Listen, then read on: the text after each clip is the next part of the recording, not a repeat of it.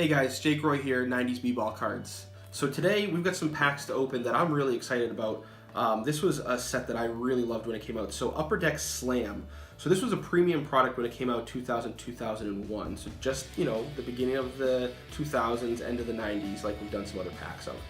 This set introduced all acetate cards. So it's something that's not used as much in cards today, but something that I really enjoyed and was used in a lot of insert sets, but this was the first time that a complete set used purely acetate cards. You had some EX 2000, 2001 that had some acetate features in the base set, but this was a full acetate card, the full set.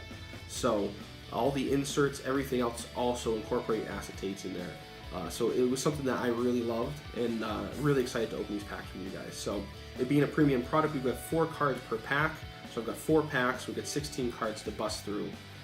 So quickly we're going to go through some of the odds and see what we can get. So the regular inserts that we can pull, none of them have any sort of significant difference in value. So I'm just going to go through, there's 4 different insert sets that aren't any sort of a parallel or a jersey or autograph card. So we've got one that's 1 in 6 packs for the Slam Exam. We've got Air Styles 1 in 9, Power Windows 1 in 18, and Air Supremacy 1 in 18. So like I said, those ones, not really the most sought after cards, but definitely really cool looking designs there. So the things that are really sought after are the parallels. We've got, they call them extra strength, but they're really silver and gold. So the silver or the extra strength one is numbered to 500. So those have a little die cut, which is another feature that I like. And then the second version, numbered to 25. So those are ridiculously rare, very valuable, and very highly sought after. And then you've got some flight gear, which are basically jersey type cards, and those were 1 in 45 packs. There are a couple of autographed versions. So there's a Kobe Bryant that's autographed and numbered to 8, and then there's a Kevin Garnett that's autographed and numbered to 21. There's also a Jordan that's not autographed, and that one's numbered to 23. So any one of those 3 would be phenomenal. I mean, I'd be beside myself. Then the other thing that we've got that's really going to be an interesting thing if we pull out would be called Signature Slams. So those are actually autograph cards. Those are 1 in 108 packs. And it's really cool having an autograph on an acetate. You can see it through both sides. So it's interesting also thinking through like how rare those autographs are, 1 in 108, compared to now. You can get, a box of Prism and you're going to get, maybe it's an autograph or 2 per box. If you got a full box of these, you definitely wouldn't get a guaranteed autograph or a jersey card. So definitely a lot more rare to pull some stuff. So it's going to be fun to open these. Another thing about acetate cards, and we can talk through this if I get any sort of really good pulls, but these typically, because it's a plastic type of material, these grade a lot better than a lot of other of the cardboard or paper type of cards. So if we get something that's a phenomenal pull, it definitely might be worth our time to send that in to get graded, because there's a higher likelihood of getting a gem mint on that or a high grade. So let's see what we get. All right, pack number 1.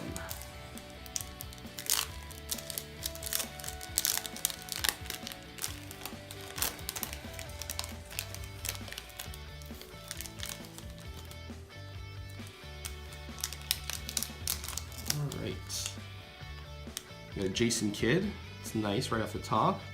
Alonzo Mourning, very cool. Looks like we've got an insert coming up here. There we go. Kobe Bryant Slam Exam, that's really cool. What do we have here? Oh, and here's one of the parallels. What a great pack. So this is Keith Van Horn, this is the extra strength 1, the silver version, so you can see it's numbered to 500 right there. Very cool, very nice one right there. All right.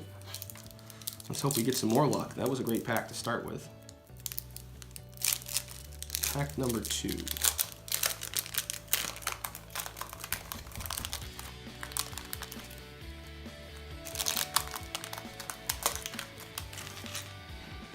All right, Baron Davis. Allen Iverson, very nice. Dirk Nowitzki, very nice as well. Michael Olowokandi, the #1 pick from '98. Big bust. All right, pack 3.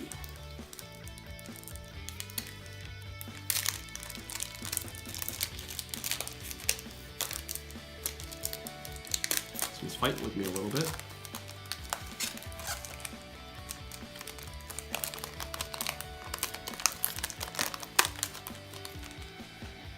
Paul Pierce, Steve Francis, we got Jim Jackson, and Derek Coleman. All right, last pack. Let's hope for one of the autographs or maybe a jersey.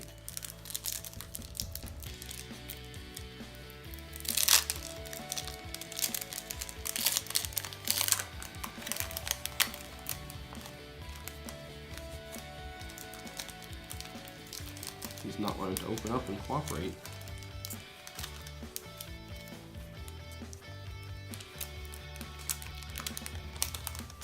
There we go. That was frustrating. All right, Richard Hamilton. Well, looks like we get another insert. Vlade Divac. We got the regular Keith Van Horn. Cool. And there we go. That is the, which one is that? The Power Windows, Vince Carter. Very nice. All right, so we just busted through the 4 packs of Upper Deck Slam 2000-2001.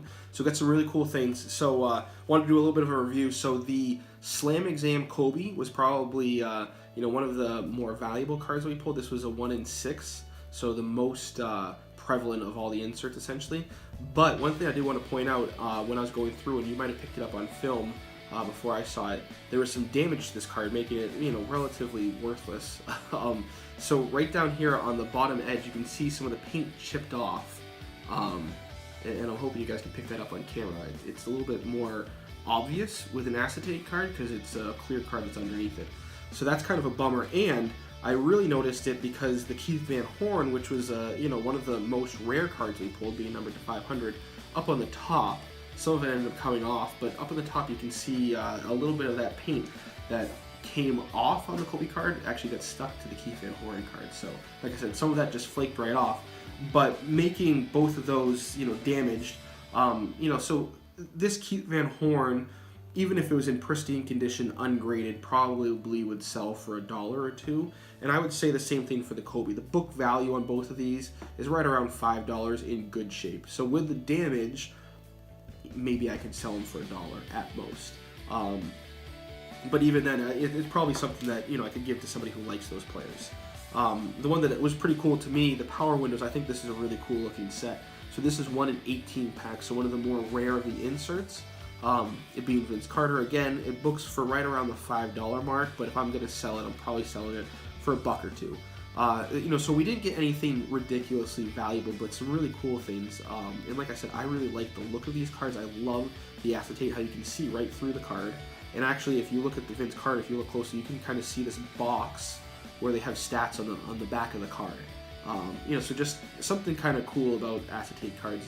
Some of the different visual features that the companies could do with them, really interested me when I was younger and still interest me today. So that's what we pulled. We got some other star players. We got the Iverson base card and Dirk and Paul Pierce and some other guys.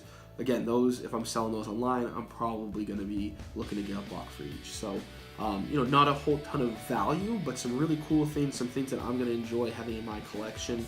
But what do you guys think? I'd love to hear from you guys what you guys thought about these cards that we pulled.